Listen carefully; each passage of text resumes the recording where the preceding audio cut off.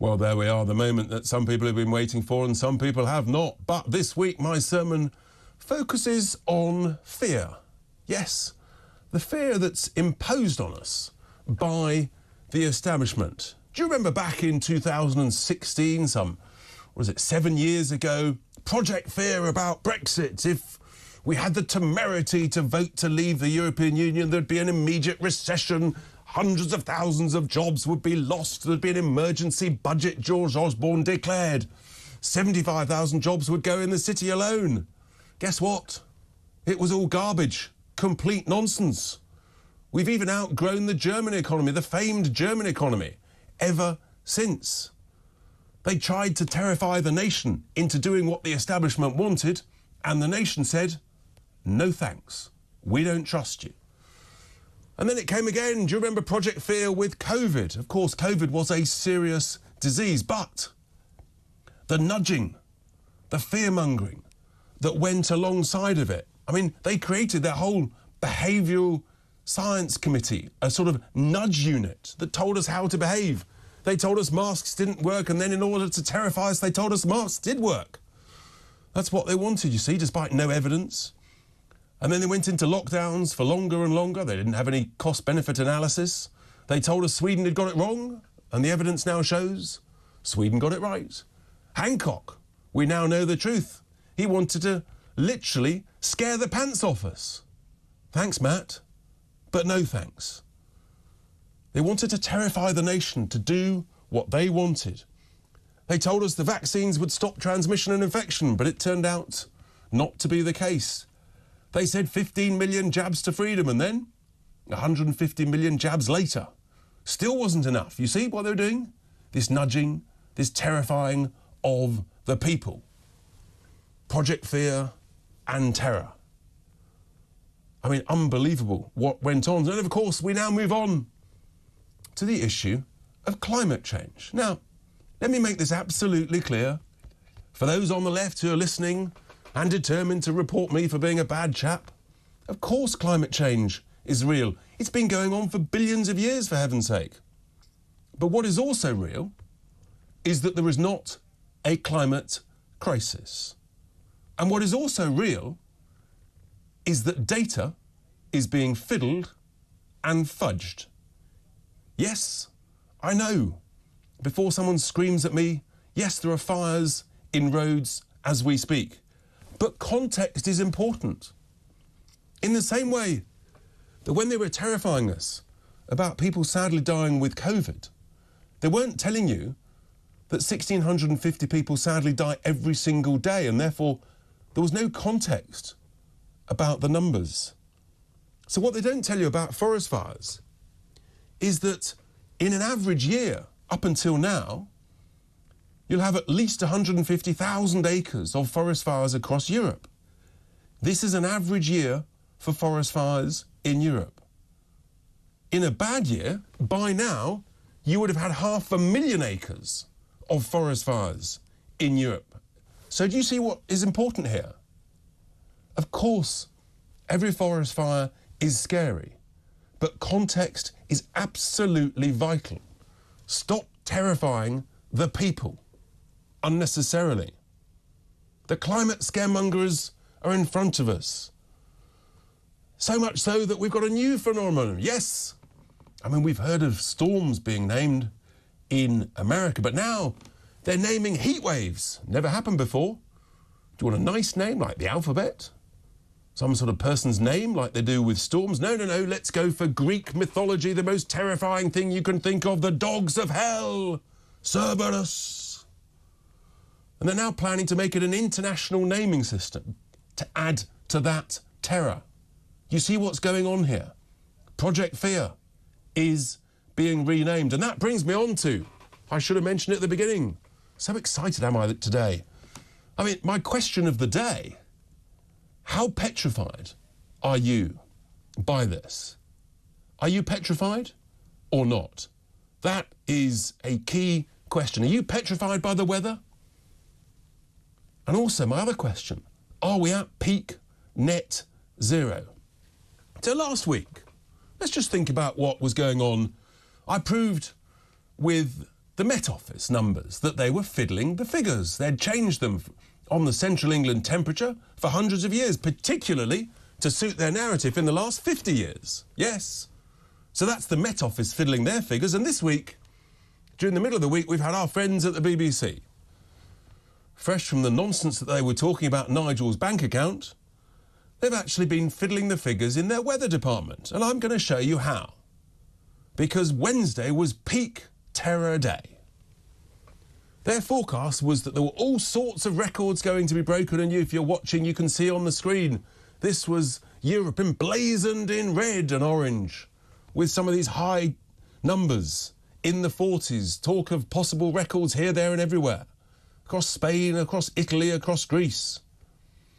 And I tweeted out, I thought, well, this is interesting, let's get anecdotes from people in situ. So I tweeted out on Wednesday or Thursday, I said, what's it like down there, folks? If any of you are on holiday having a nice time, or maybe not, maybe you're inside. I got hundreds of people replying saying, thanks very much, but it's sort of like normal, might be a little bit hot, but it's what we come here for some hot weather. Indeed, in Italy, someone messaged there was no talk at all about extreme temperatures in Italy in the Italian newspapers. The only thing that was reported about the weather in Italy in the Italian newspapers was they couldn't understand the absolute hysteria of the BBC and the British media. That was the only thing being reported. Quite extraordinary. So I did a bit more detailed research about this because I thought, hey up, maybe I'm onto something.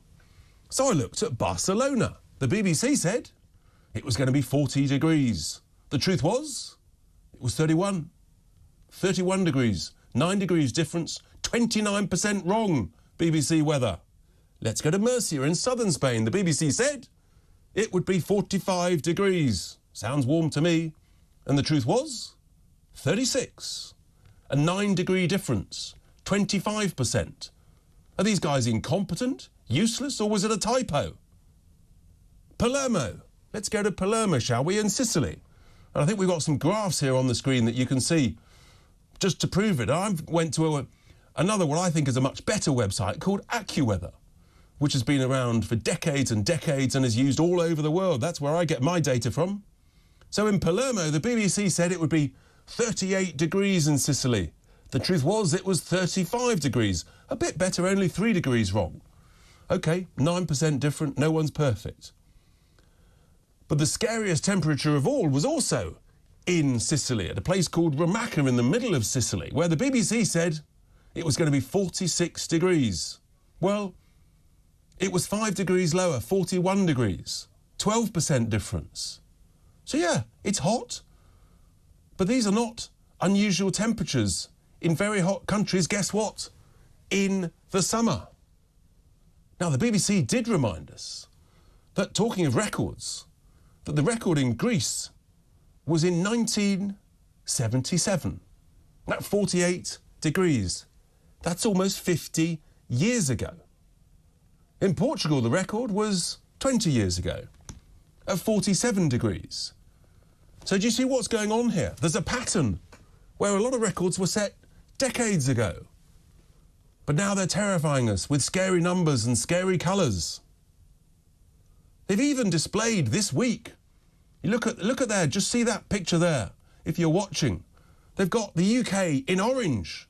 Hang on, it's been raining. It's been below average temperatures for July. Why isn't it in green? Why isn't it in blue? I mean, I had a message from someone who was buying gloves in Scotland in July, for heaven's sake. It's just unbelievable. Maybe it's slightly different. Maybe this is called cycles. You get the odd warm year, you get the odd cooler year. Maybe it's related to El Niño, which we know is a long-standing cycle. How did this all happen? I want to know. What is going on here? Is it incompetence? Is it the odd typo? Oh, talking of typos, well, the BBC Twitter page, when they put out that there was a record of 42 degrees in Central Europe, someone pointed out, actually, no, that wasn't a record where you were, and they proved it. And so then immediately the BBC messaged back on Twitter and said, oh, I'm so sorry, it was a typo. I meant 44.2. So they just added another 5% in order to make it a record. I mean, for heaven's sake, what's going on here? Why should we pay for these incompetents? Unless there's something else going on. Well, last week I asked the Met Office to come on the show. They've declined. I asked the BBC Weather Department, would they come on my show? Frankly, to explain themselves. I mean, we're paying for them, for heaven's sake. The BBC has got at least 9 environmental or climate change reporters that you and I pay for. Some of them flew all over Europe this week to stand on beaches to try and see what it was really like.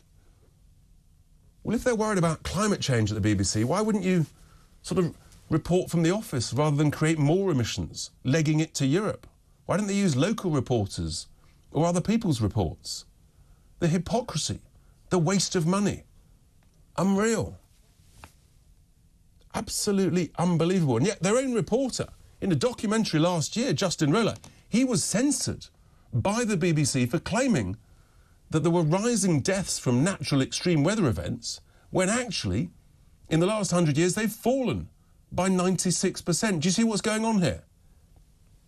Deliberate misinformation is possibly going on. So I asked Ofcom to come on my show, and they've declined as well, because, you see, under Ofcom rules, it's considered that climate change is settled science, and therefore the BBC don't have to be impartial. Well, I reckon what I'm proving, and what other people are proving, is that actually it's not settled. They're fiddling the numbers. They're fudging the data. And we've got to stop it. It's not acceptable. Now, how did this happen? Well, a thing called the European Space Agency, they pushed out on the 13th of July a report whereby they said air temperatures would be at record levels. They said it would be at record levels this month. But they made another typo, you see, because what they actually meant was land temperatures. And no one picked it up initially. But you see, the land, of course, the surface temperatures of the land is going to be hotter than where air temperatures are measured, than all the temperatures that we hear, which is 2 metres above. So you see what's happened. They've all picked up the wrong data. These people are supposed to be competent. Unless it was deliberate. Was it an error? No apology by the BBC, no apology by the German media outlet Spiegel, that quietly changed their text when they discovered the error of their ways. All of this stuff is going on. Do you remember last year? All the chat was about UK record temperatures. Where's the BBC and the Met Office this year? Talk about the miserable, wet, cold July that we're getting. Seems that when the weather's hot, it's all about climate change. But when it's cold, it's just a little bit of slightly cold weather. I'm feeling an inconsistency here. I'm feeling that we're being nudged. And in the second hour of the show, we're going to be talking about this. My concern is that the establishment, they are deliberately using any opportunity once again to terrify us. And for some of them, you know what they want? They want climate lockdowns. Well, let me tell you here and now, over my dead body in this country, will we have climate lockdowns? Will you allow climate lockdowns? I want to hear from you. Of course, I repeat, before I finish, climate change is real. It's been going on for billions of years. Billions of years before man-made CO2 existed. My concern is that the data is being fiddled. It's being fudged by the vested interests who are making multi-million pound taxpayer subsidy profits. And that they are using and abusing the ignorance muppets and puppets like Just Stop Oil to their own devices. So with that, folks, I want to hear from you. Are you petrified by the weather? Here endeth my Sunday sermon.